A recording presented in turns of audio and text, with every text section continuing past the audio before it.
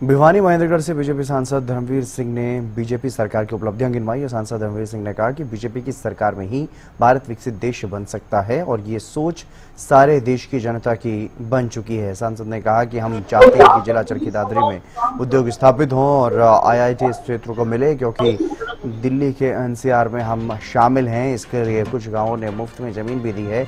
Budget के बाद हम चाहते हैं कि जल्द से जल्द इस पर काम शुरू हो जाए और सांसद और विधायकों ने ये प्रपोजल बना करके राज्य सरकार को दिया है। वहीं बारडोड़ा विधायक गोविंद पादुवास ने कहा कि बजट में हरियाणा के मुख्यमंत्री ने चरखी दादरी क्षेत्र को बहुत से तोहफे दिए हैं, जिसमें मेडिकल कॉलेज का जल्दी काम शुरू होगा और नागरिक अस्पताल 100 बेड से 200 बेड कर दिया गया है। PG कॉलेज का भी निर्माण जल्द शुरू होगा। वहीं नेता विपक्ष ने गोविंद पादुवास ने कांग्रेस पर भी निशाना साधा।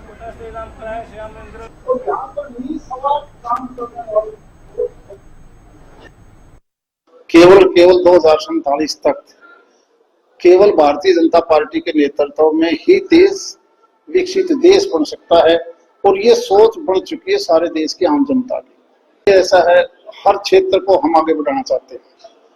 हमारा जो लोकसभा क्षेत्र है, इनमें कुछ एक गांव ऐसे हैं जहां पर पंचायत की जमीन है।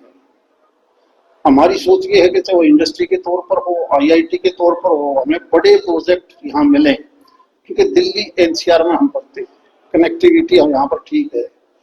और कुछ गांव ने जो जमीन दी है और वो भी फ्री ऑफ कॉस्ट है। तो हम कोशिश कर रहे हैं कि इस आने वाले बजट के बाद जब भी ये फैसला हो, चाहे वो IIT का मामला हो या इंडस्ट्रियल हब बनाने का हो, हम अपने क्षेत्र में लेके आए। 300 एकड़ जमीन उन्होंने मांगी थी। 300 एकड़ जमीन के हमने 4 प्रपोजल उनके पास भिजवा दिए, जिसमें कलियाड़ा, चांदवास, गोपालवास और बडराई। उसमें हम दोनों मुख्यमंत्री जी से मिले भी हैं और आगे भी हमारे पूरे प्रयास रहेंगे कि ये हमारे जिले में। देखिए, सबसे पहले तो एक हमारा जो प्रशिक्षण केंद्र सैनिकों के लिए हमें मिला है, जो डिफेंस ऑफिसर यहाँ से तैयार होंगे। दूसरा, 100 बेड से 200 बेड हॉस्पिटल कर दिया गया हमारा चरखी दादरी का।